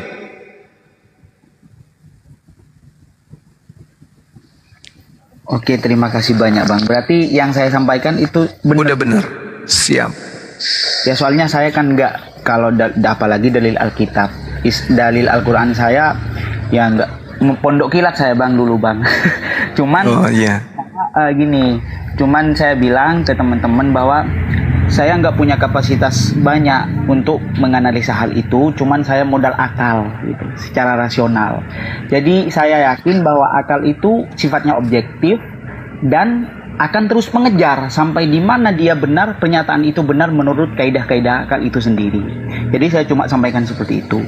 Saya bikin analogi kayak gini Bang, tapi tetap mereka nggak terima. Kita, kata saya, ini orang waras, orang normal, punya akal. Maukah sampean, ini yang Kristen Bang, teman-teman yang Kristen, saya suruh bertingkah seperti orang gila, menanggalkan akal kalian, telanjang di tempat umum, dan makan dari tong sampah? Pastinya kalian tidak akan mau. Kalian mampu melakukannya, tapi kalian tidak mau. Kenapa? Karena kalian punya akal. Lah, kalian hanya dibekali akal oleh Tuhan. Kalian tidak akan mau bertingkah seperti orang gila, karena tidak ingin menurunkan wibawa kalian, kehormatan kalian. Lalu kenapa Tuhan yang pada mulanya mendeklarasikan dirinya tentang kedikdayaan dan sesuatu yang amazing, lalu kalian hinakan menjadi sosok manusia yang maaf-maaf BAB, BAK dan lain sebagainya dengan sifat kehinaan manusianya? Kita manusia ini kan berdaging, berdarah, kemudian bawa kotoran kemana-mana. Lalu kenapa Tuhan kalian turunkan derajatnya? Si teman-teman Kristen bilang, Tuhan maha berkuasa atas segala sesuatu. Lalu saya bilang lagi Bang, Tuhan memang berkuasa atas segala sesuatu, tetapi tidak mungkin Tuhan itu mengingkari sifat-sifat kedikdayaannya yang memang sejak awal dideklarasikan oleh Tuhan itu sendiri. Hanya untuk urusan dosa. Allah menciptakan alam semesta ini dengan seisinya, itu tidak perlu pakai drama, menurunkan harga dirinya. Allah mampu melakukan itu, tetapi tidak mungkin Allah mau. Tapi tetap saja mereka nggak mau Bang menerima logika itu. Nah, saya mau bertanya, apakah logika dan analogi saya ini benar? Jadi tentang orang gila itu, mohon dijawab Bang. Iya, sudah jelas itu Bang, udah benar itu. Jadi kalau di dalam kitab mereka juga, kalau kita mau seimbangkan ya antara kajian-kajian tentang persaksian dan seterusnya, contoh kita ambil di dalam 1 Yohanes 4 nomor 15, barang siapa mengaku bahwa Yesus adalah anak Elohim, maka Elohim tetap berada di dalam dia dan dia di dalam Elohim. Nah, bagaimana caranya mereka mengatakan bahwa Yesus itu anak Elohim? Pernahkah mereka melihat Elohim beranak, bertelur? Yohanes 15:27, tetapi kamu juga harus bersaksi karena kamu dari semula bersama-sama dengan aku. Nah, orang Kristen bersaksi nggak mereka tentang ketuhanan Yesus? Dan bersaksi, pernah nggak mereka melihat langsung Yesus? Tak ada. Berarti saksi palsu. Itu kesaksian palsu itu. Kalau dia menakar, kesaksian itu harus dilihat dan seterusnya. Mazmur berapa? Mazmur 50 nomor 7 juga ada. Dengarlah hai umatku, aku hendak berfirman, hai Israel, aku hendak bersaksi terhadap kamu, akulah Elohim, akulah Elohimmu, akulah Tuhanmu. Nah, sekarang orang-orang yang hidup sekarang ini, mau nggak mereka bersaksi bahwa Elohim itu adalah Tuhan? Nah, coba, pernah melihat Elohim? Tidak pernah juga. Jadi sebenarnya simple kalau kita membahas ini di depan saudara-saudara kita Kristen. Oke, Bang Hafiz sudah cukup ya untuk waktunya. Iya ya bang. Alhamdulillah Bang. Terima kasih ya seringnya Bang ya. Terima kasih Bang Hafiz. Selamat malam. Sehat selalu. Assalamualaikum warahmatullahi wabarakatuh. Waalaikumsalam warahmatullahi taala wabarakatuh. Iklan dulu bro, iklan. Aku mau makan dulu kue 1 toples lengkap dengan tutupnya. Bentar ya. Iklan dulu Bang Edi. Ya. Mau PC buai. Nah, kita naikkan lagi nggak sih atau gimana nih? Istirahat. Naikkan lagi.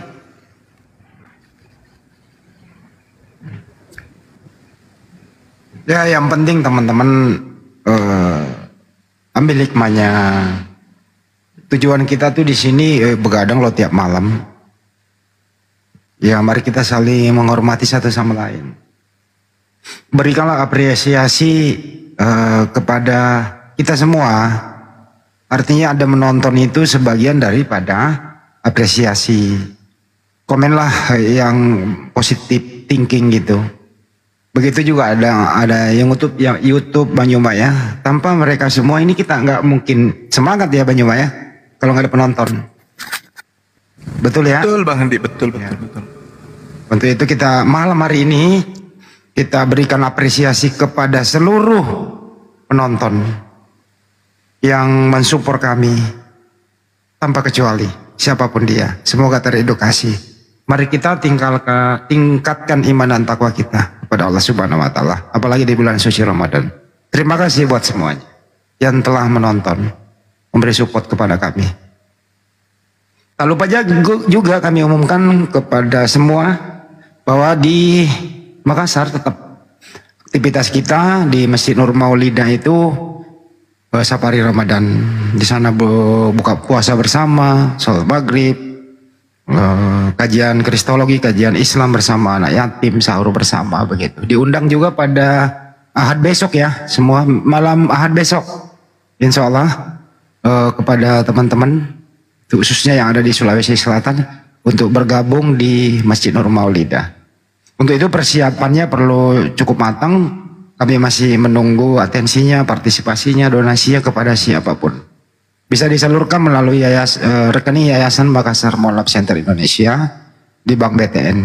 Nomornya bisa diperoleh dari kami, karena menyebut nomor rekening itu agak riskan sekali. Ya, kami tetap tunggu. Sherlocknya cari aja di YouTube. Di YouTube apa? Di Google. Di Google klik Rumah Hobbit Bolangi Makassar. Atau kalau enggak hubungi admin, sahabat Bang Juma. Kalau di YouTube-nya Andi Selebes hubungi saya. Kalau di Zulkifli Mabas di situ ada nomor telepon, nanti direspon oleh admin. Yang sudah beratensi, berpartisipasi, terima kasih. Yang belum, ayo berlomba-lomba. Beramal jariah. Lebih kurangnya, mohon maaf. Terima kasih buat semuanya. Kita sambut lagi yang baru naik. Ya. Yomi, silakan host. Yomi, halo, selamat malam, annyeonghaseyo. Yomi.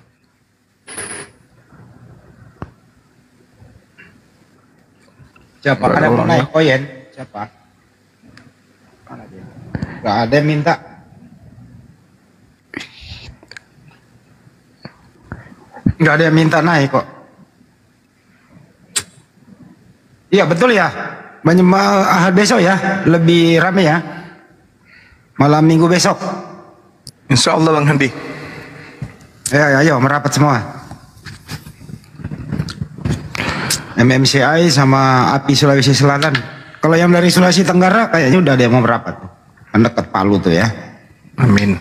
Mau yang ada di Palopo, mau yang ada di Enrekang, Parepare, Sidrap, Polewali Mandar, Mamuju, semua ada di Sulawesi Selatan. Apalagi di Kota Makassar, Goa, Takalar, Jandeponto sampai Bulukumba, Sinjai. Ayo bergabung semuanya. Nggak ada OT. Saya juga ingin mengucapkan terima kasih banyak ya pada rekan-rekan sekalian yang ada di Sahabat Suma yang telah berlangganan stiker. Masya Allah, ini luar biasa kalian. Ada Bang Handi yang langganan stiker level 1 itu lumayan. Mereka banyak membantu anak-anak kita yang ada di Pondok IT juga. Masya Allah. Sudah kurang lebih 10 orang yang langganan, itu kurang lebih 19.000 per bulan Bang Handi. Kali 10 orang lumayan Bang Handi. Bayarkan wifi-nya anak-anak di sana, kan mereka pakai wifi juga untuk belajar tentang komputer. Iya, sampai Ini goten. teman-teman sekali lagi, waalaikumsalam warahmatullahi wabarakatuh. Sekali lagi teman-teman yang ada di Zulkifli Mabas yang sudah berlangganan, ya ikhlaskan ya bro, 19.000 per bulan. Saya Jangan sampai kalian tersiksa dengan itu ya. Ikhlas nggak tuh 19.000 per bulan tuh? Ikhlas nggak? ikhlas lah. Mana tahu tersiksa. Aduh, dipotong lagi. Saya punya saldo 19.000 untuk Bang Suma. Tapi kan nggak dipaksa sama Bang Juma, Enggak, sendiri yang mau kan. aja, yang mau aja. Itu nggak otomatis kok, nggak otomatis. Yang mau aja. Yang Andi Selebes channel juga kok menurun langganannya. Kalau saya nggak salah 35.000 per bulan. Wis keren. Ayo dong tambahin lagi dong. Di situ kalau di YouTube ntar ya Mbak, di YouTube itu kalau Anda buka misalnya Andi Selebes channel, di situ ada kata gabung. Ya klik ada gabung ya, di situ 35.000 per bulan kok. Kalau di YouTube 15 juga gitu, ada kata gabung. Kalau saat offline ya, saat offline ini kan disiarkan di YouTube nih, ya, Anda klik kata gabung, ya ikuti petunjuknya. Begitu kira-kira. Oke. Assalamualaikum Bang Zuma. Waalaikumsalam warahmatullahi wabarakatuh, Bang. Terima kasih atas kesempatan yang diberikan pada saya. Iya. Ini Bang Zuma, saya cuma mau bertanya menyangkut terkait Isra Miraj yang tadi dijelaskan di awal tadi, yang ditanya sama Oten itu. Iya, kenapa? Makanya ini saya juga mau bertanya balik kepada Bang Zuma, mungkin bisa lebih menjelaskan. Kan kalau yang saya tahu di Oten itu juga ada yang namanya apa? Kerubin. Itu sejenis singa bersayap atau ya. Kan kalau dibilang kita kan tidak masuk akal juga kalau bilang mereka bilang Isra Miraj tidak masuk akal. Kalau kita balik lagi tidak masuk akal lah kalau apa? Ada singa tapi dia bersayap terus berwajah setengah manusia. Jadi tolong bisa dijelaskan tentang kerubin itu. Iya, di dalam kitabnya saudara kita Yahudi lah itu yang membahas tentang kerubim, ya, makhluk langit. Seperti misalnya di dalam Kejadian 3 nomor 24, Keluaran 25 nomor 10 dan seterusnya. Kemudian ada banyak pokoknya intinya pemahaman penjelasan tentang kerub itu. Yesaya 6 nomor 2 dan seterusnya. Ada juga yang disebut serafim, ada juga yang disebut kerubim, dan mereka itu adalah malaikat menurut pemahaman yang muncul di dalam kitabnya saudara kita Yahudi ya. Tapi ini yang sampai ke kita adalah kitab yang berasal dari bahasa Septuaginta. Kita tidak pernah melihat aslinya seperti apa gitu. Kepiting nggak ada kepiting. Daniel 9 nomor 2, sementara aku berbicara dalam doa, terbanglah dengan cepat ke arahku Gabriel, dia yang telah kulihat dalam penglihatan yang dahulu itu pada waktu persembahan korban petang hari. Gabriel juga masuk dalam kaidah, dalam pemahaman sebagai malaikat di dalam agama mereka. Seperti itu. Jadi banyak yang berbicara tentang kerubim itu. Makhluk-makhluk gaib yang bersayap. Seperti itu. Siapa tadi? Mbak Ina.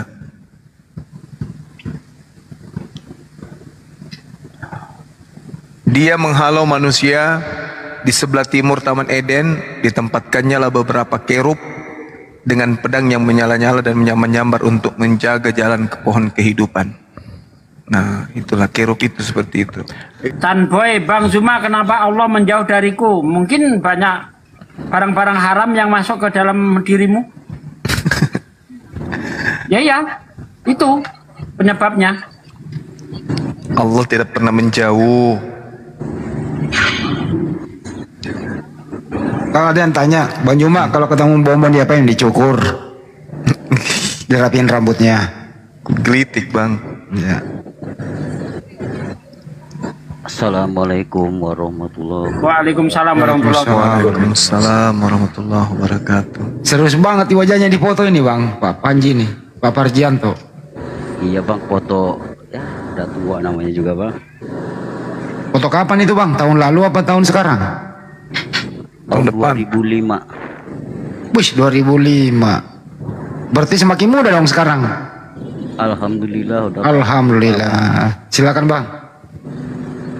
Mau nanya nih Bang Juma. Iya. Masalah pidiah.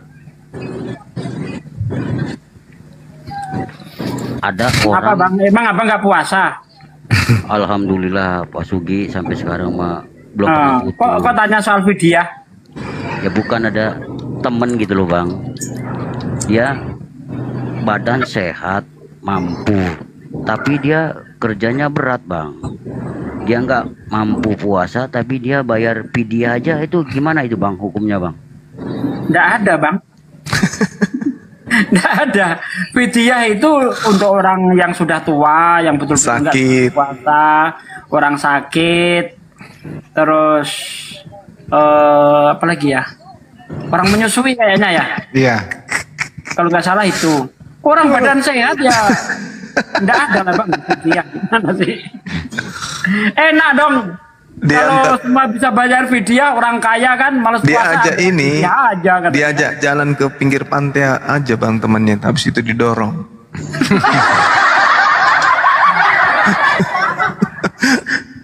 Pak Desugi kemarin perjalanan dari Rio ke Jawa itu, dia itu nggak puasa. Nanya sama saya, Bang Andi aku bayar fidyah ke kamu ya. Loh, kok ke saya? Dada itu bohong gitu. Berarti itu nggak boleh ya bang ya? Iya boleh. Nggak aturannya itu bang. Jangan dicampur aduk. Makanya itu ya untuk saudara-saudaraku yang pekerja keras, 11 bulan itu Anda nabung untuk 1 bulan. Puasa total berhenti. Gitu loh. Bukan berhenti, kurangi aktivitas. Kurangi aktivitas. Bisa. Saya sendiri gitu Bang Andi dulu kan masih kerja keras, kerja mbala gitu kan. Ya udah, 11 bulan itu apa? Nabung untuk puasa. Nanti puasa total saya tidur. Ya kurangi aktivitas Bang. Kan ada 11 bulan bener tuh, dikasih waktu gitu. Ya, disikapi aja dengan bijak Bang. Saya rasa kalau kita benar-benar beriman gitu ya Bang ya, sebagai orang muslim, saya rasa itu nggak ada yang berat loh Bang. Yang berat itu kalau kita ini terlalu mempersulit keadaan gitu loh. Itu ya Mas Pak Parji ya. Ini Bang Andi, ada yang nanya lucu kan. Ya kawan kita sendiri debater juga. Makasih, Bang, aku kerja keras. Kalau puasa itu panas sekali, saya nggak bisa sanggup puasa. Alasannya itu pemain bola yang Islam itu pas puasa dia nggak puasa, jadi dia mau dipakai alasan. Oh, nggak bisa saya bilang.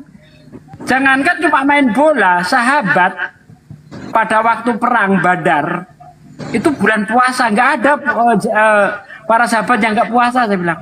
Apalagi cuma gara-gara main bola. Itu puasa semua itu sahabat tuh perang Badar tuh perang pas puasa itu. Saya rasa kalau puasa Anda lebih diberi kekuatan loh. Ya. Ya kalau bisa hentikanlah Anda dulu kompetisi di bulan puasa. Gitu. Ah ini sih. Jadi jangan dipersulit lah. Tapi ada memang yang selalu bikin kompetisi pas puasa aja Bang Andi. Itu juga perlu dipikirkan bahwa kita ini mayoritas Islam. Ngapain sih kita manut dengan aturan itu? Kan gitu ya. Islam lah yang ngatur. Makanya Islam itu harus pintar di mana-mana biar bisa mengambil keputusan. Bang Andi ini 1 bulan nggak kerja bisa dipecat bosnya Bang Andi. Lebih baik dipecat daripada masuk neraka. Nggak dulu pada ini edukasi ya. Makanya umat Islam itu harus pintar di segala lini, termasuk duduk mengambil keputusan begitu. Jadi kalau kita sudah bisa di mana-mana, kita bisa mengambil keputusan. Kan ada 3 cara untuk mencegah yang mungkar itu ya Bang Yuma ya. Iya. Nah itu kita berada di puncak atas dong, membuat kebijakan gitu loh. Jangan berada di puncak bawah, cukup dengan hatimu. Gak bisa, Islam harus kuat. Setuju semua? Setuju. Itu dong. Makanya itu memimpin negara ini harus muslim. Bang Juma juga ya benar-benar banyak yang membina generasi-generasi muda menjadi cerdas untuk menjadi pemimpin di masa depan. Itu loh. Betul. Itu. Jangan kalah. Jadi aturan-aturan yang bisa memberatkan Islam ya mestinya harus dilawan gitu loh dengan bijaksana tapi terukur. Makanya itu Islam harus ada di seluruh dunia mengambil kebijakan begitu. Betul. Setuju ya Pak Parji ya? Jangan kuat tapi saya nggak mau puasa, gue ganti fidyah, jangan begitu Bang. Orang kaya bagaimana dong? Buahnya triliunan. Gak usah puasa lah. Gua ganti aja duit 1 miliar satu hari. Ya 30 bulan, 30 hari 30 miliar. Gak berasa tuh dia. Gitu bang. Oh iya, makasih Bang Andi. Satu Iya, lagi Bang. Bang Juma. Satu Sama-sama, lagi Bang Bang. Juma. Mumpung belum oten naik ini.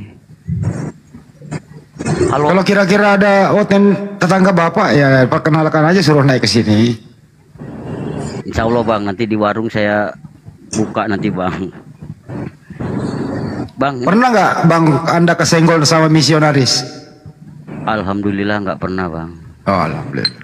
Pas saya banyak ini jemaah takblik Bang. Oke, masya Allah. Jadi teman-teman ini mau banyak yang nonton ya. Kalau ada yang pernah kesenggol-senggol dengan misionaris, begitu ya, kasih aja link kita ini. Kalau kasih tahu dia, kalau lu punya nyali, lu punya ilmu, hadapi Bang Juma, itu aja. Untuk diskusi tapi ya, silakan masuk di sini. Atau mereka undang kami akan datang kok. Baik-baik. Hati-hati sekarang misionaris di mana-mana ya. Nah, untuk itu sering nonton-nonton ini supaya ada bekal lawan dia. Terutama kalau mereka menawarkan ajaran kasih gitu ya. Langsung tanya aja, kamu itu siapa sih, agamamu apa, Tuhanmu berapa, siapa namanya, langsung aja gitu tanya-tanya dia. Gitu. Supaya mereka kalah dan kembali dengan sia-sia. Karena mereka itu ada bosnya. Ada bosnya. Terus kemudian dikasih gaji. Kalau berhasil ya mereka pulang membawa hasil gitu. Kalau nggak bawa apa-apa itu diomelin sama bosnya. Kamu udah setengah mati, diimpor dari sini, ongkosnya. Kok kamu gagal penginjilan? Kok nggak ada bisa dimurtadkan? Diomelin juga tuh gitu. Ya, hati-hati kalau orang kayak begitu. Lawan. Bagi saya yang ingin menyalurkan zakatnya lewat MMCI, itu nomor rekeningnya sudah dipin di Dunova Channel. Nah, bisa dilihat di sana. Nah, begitu. Terima kasih. Assalamualaikum warahmatullahi wabarakatuh. Waalaikumsalam warahmatullahi wabarakatuh. Terima kasih host, sudah dinaikkan. Izin Bang Zuma. Iya Bang. Ingin saya bertanya, mungkin ini di luar konteks apologet jika diperbolehkan. Hanya ingin untuk membuka wawasan saja, ingin mendapat menurut pandangan Bang Zuma begitu. Sebenarnya permasalahan sudah lama, tapi sering sekali masih keluar masuk VT, masih sering muncul. Pertanyaannya adalah bagaimana pendapat atau pandangan Bang Zuma tentang fenomena flat earth atau bumi datar. Apakah bisa dikaitkan juga, mungkin ada dalil dalam Al-Quran, dalam Islam tentang fenomena ini Bang Zuma? Bagaimana dengan pendapat Bang Zuma tentang flat earth atau bumi datar itu Bang Zuma? Terima kasih Bang Zuma. Bumi datar. Kalau di Al-Quran ini kan tidak kemudian dijelaskan secara nyata bahwa bentuk bumi ini seperti ini adanya. Jadi masih membutuhkan kemudian tafsir pemahaman. Hanya saja kalau kita melihat misalnya dalam ayat suci Al-Quran yang bercerita tentang bagaimana Tuhan menciptakan langit dan bumi dengan maksud yang benar. Allah menutupkan kemudian malam atas siang dan menutupkan siang atas malam. Nah, ini hanya bisa terjadi apabila bumi ini berbentuk bulat. Ini menurut dasar standar pemikiran kita. Al-Quranul Karim surah Al-Anbiya ayat 33 misalnya. Atau dalam surah Yasin ayat 37 ya, kalau nggak keliru saya. Bagaimana kemudian Allah menanggalkan siang dari malam, maka dengan serta-merta kemudian mereka berada dalam kegelapan. Nah, kalau misalnya bumi itu datar, berarti di bumi, di alam semesta ini ketika pagi, ketika siang, semuanya siang kan gitu ya. Artinya semuanya manusia atau bumi dalam hal ini bumi, tempat pijakan kita, itu akan mengalami siang dan tak ada malam. Kalau datar, itu pandangan saya. Tapi kalau dia bulat, berputar kemudian, berarti ada pagi, menjelang siang, menjelang sore, menjelang malam, menjelang subuh, begitu seterusnya. Tapi kalau datar, sekali malam, malam, sekali siang, siang semua. Gak ada sisi bumi yang menjadi gelap pada saat terang matahari. Itu pandangan saya, Bang. Berdasarkan Al-Quran ya, tafsiran dalam surah Al-Isra, Yasin, dan juga Al-Anbiya. Baik Bang Juma, terima kasih banyak penjelasannya, cukup masuk akal. Karena sering sekali muncul di VT-VT, coba saya ingin dari segi seorang Bang Juma apologet yang juga sudah muncul dari Al-Quran dan cukup jelas penjelasannya. Terima kasih banyak Bang Juma, terima kasih host Bang Handi, Ketua Disugi, izin saya turun. Wassalamualaikum warahmatullahi wabarakatuh. Waalaikumsalam warahmatullahi wabarakatuh. Ada lagi nih Pak Al-Bagawi. Silakan Bang. Udah 3:30 di Makassar.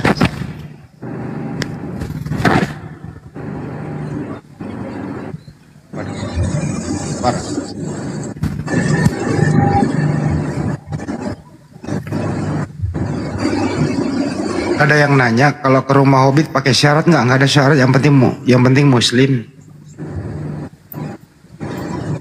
Pak Oma Arkana. Assalamualaikum Bang Hendy. Waalaikumsalam warahmatullahi wabarakatuh. Assalamualaikum Bang Juma. Waalaikumsalam warahmatullahi wabarakatuh. Pak Desugi Kristologi. Waalaikumsalam warahmatullahi wabarakatuh. Iya Bang Juma, aduh benar-benar bumi mau bulat kan. Quran itu kalau nggak salah menjelaskan, saya nggak tahu surat berapa, tapi saya pernah dengar kalau bumi itu Allah ciptakan itu laksana dikiaskan dengan apa ya, seolah-olah kayak telur gitu, disebutkan nama-nama telur gitu. Cuman saya pengen tanya sama Bang Sugi ini, Pak Sugi, saya lupa itu ada di surat berapa di Qurannya itu. Ya itu bunyi ayatnya wal ardo bada dalika dahaha. Kemudian bumi itu kami hamparkan. Jadi di situ hanya menerangkan sesuai penglihatan manusia. Tapi kalau kita lihat dari kata dahah, yang artinya itu permainan yang menggunakan buah kenari, ya. Itu bisa berarti bahwa Quran menjelaskan bahwa bumi itu bulat. Tapi bulatnya itu sebagaimana bulatnya telur burung unta. Karena kata dahah itu juga berarti telur burung unta, begitu Bang. Iya. Ini kalau Bang Handi Selebes nggak percaya bumi itu bulat, coba aja bor dari Makassar, itu bakal tembusnya ke Amerika itu Bang.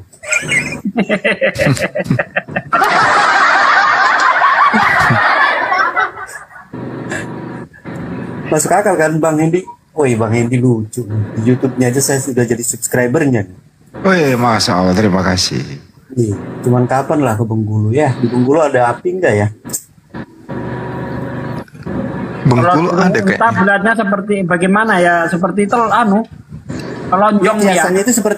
Kiasannya itu seperti telur Pak Sugi dalam Al-Quran itu. Cuman saya pernah denger aja gitu. Ya, wal ardo ba'da dalika dahaha itu.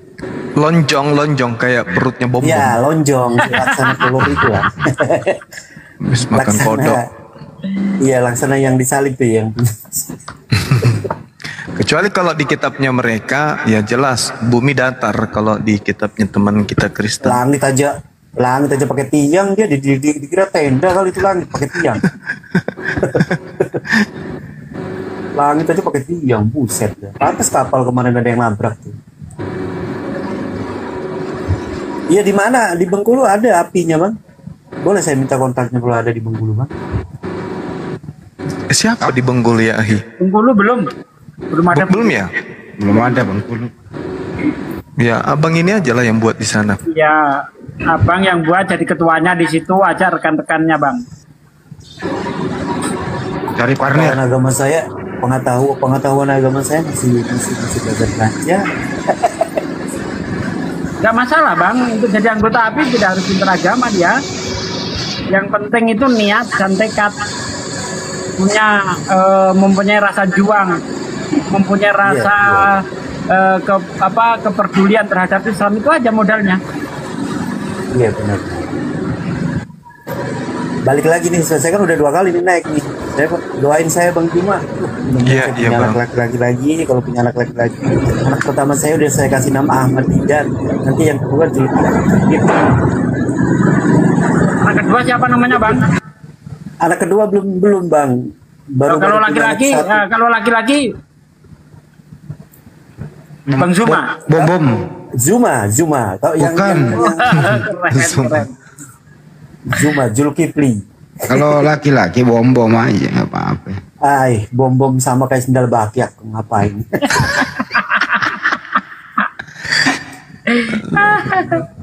Saya kalau nggak inget istighfar, kalau ngeliat bom lagi debat sama Bang Juma, pengen rasanya banting HP. Cuman pikir-pikir ini kreditan aja belum lunas mau dibanting. Kenapa nggak dinamai Bibel berjalan bang? Enggak lah. Saya kagumnya sama debater Muslim itu ya dulu Ahmad Didat sama Zakir Emnek, dan sekarang, wih, ternyata ada orang Indonesia juga yang pinter juga. Saya bilang Zulkifli, Handi, Pak Desugi. Oh ya, Pak Desugi, wali kota Bengkulu, sama kayak Pak Desugi tuh, jamaah tabligh. Loh, sama dong, saya juga jamaah tabligh. Iya, jamaah tabligh dia. Jadi kemana-mana dia selalu pakai. Ada informasi katanya kalau bom dinaikkan salib patah, nggak kuat nahan. jangan pakai kayu Bang Andi, pakai coran, pakai beton salibnya.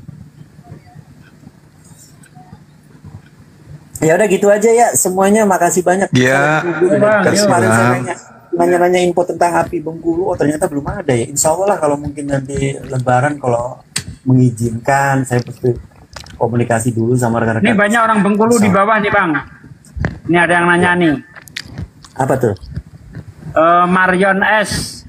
Bengkulu mana bang? Ekstra, saya Bengkulu bang. Omar Kana. Saya Bengkulu di Timur Indah. Nah itu masuk api bang, Bengkulu bang. Ini udah ada berapa orang? 2 orang nih di bawah nih. Banyak sebenarnya pendengar apa sih pemerhatinya debatnya Bang Juma di Bengkulu. Kawan-kawan kami aja di perumahan ini banyak juga. Saya juga sering pakai speaker aktif ditontonin keluar.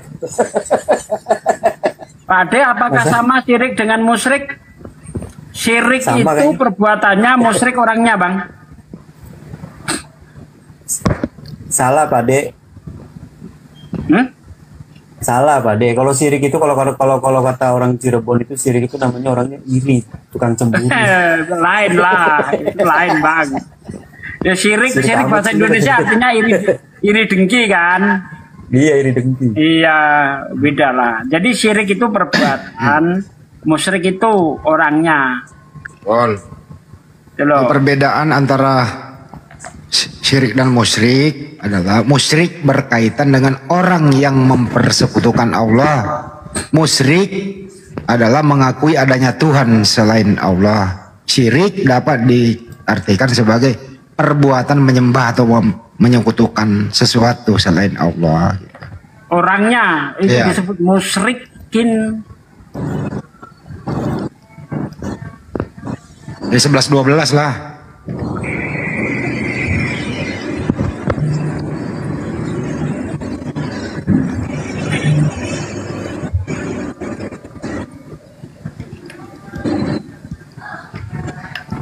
Ada lagi? Hampir jam 4 sini Bang Andi. Iya, ditutup aja ya. Iya, Bang Andi lah tutup atau Akhi Sugi. Biasanya sih saya yang nutup, tapi kali ini saya serahkan ke Pak Desugi. Silakan Pak De. Betul. Terima kasih ya teman-teman sekalian atas atensi, perhatian, doa, ya iringan kalian di dalam kami berdiskusi, berdebat. ya, memberikan satu spirit kepada kami berupa kekuatan mental, jiwa dan semangat membara untuk kemudian menyampaikan kebenaran Islam kepada orang-orang yang tidak menggunakan akal sehat. Ya, satu dari beberapa bagian, salah satu dari kalian itulah yang kemudian memberikan kita kekuatan untuk tetap semangat. Untuk itu kami mengucapkan banyak terima kasih dan juga banyak memohon maaf atas candaan atau kehilafan yang pernah terjadi di antara kita semua. Kita saling mendoakan semoga Allah memberikan kekuatan iman Islam kepada kita dan keluarga kita. Kita berdoa mudah-mudahan keluarga kita yang masih sakit diangkat penyakitnya, saudara-saudara kita yang kemudian ada di rumah sakit yang sekarang kemudian melawan penyakit mereka bisa disembuhkan oleh Allah, segera keluar dari rumah sakit sebelum Lebaran, ikut bergabung dengan keluarga untuk menikmati indahnya bulan suci Ramadan sekaligus Idul Fitri. Dan juga bagi sahabat-sahabat yang memiliki masalah perekonomian, kiranya Allah memberikan kemudahan, diberikan rezeki yang tak terduga-duga kemudian sebagai dasar untuk menapaki kehidupan ini, di mana kehidupan ini juga butuh ekonomi. Oleh karena itu teman-teman yang masih kesusahan, yang masih kemudian butuh pekerjaan, untuk segera diberikan pekerjaan oleh Allah. Sahabat-sahabat yang belum punya jodoh, ya segera ditunjukkan dan dipertemukan dengan jodohnya. Dan kita juga mendoakan semoga anak-anak kita menjadi anak yang soleh dan soleha, menjadi tokoh yang menguatkan akidah Islam di Nusantara ini. Amin ya rabbal alamin. Demikian sahabat-sahabat sekalian, terima kasih atas kebersamaannya. Sekali lagi saya mewakili tim dari Apologet Islam Indonesia dan juga Makassar Malaf Center Indonesia mengucapkan banyak terima kasih dan mohon maaf yang sebesar-besarnya. Subhanakallahumma bihamdi asyhadu an la ilaha illa anta astaghfiruka wa atubu ilaik. Salam tauhid, salam satu Tuhan, jayalah Islamku, jayalah Indonesiaku. Allahu akbar. Assalamualaikum warahmatullahi wabarakatuh. Waalaikumsalam warahmatullahi wabarakatuh.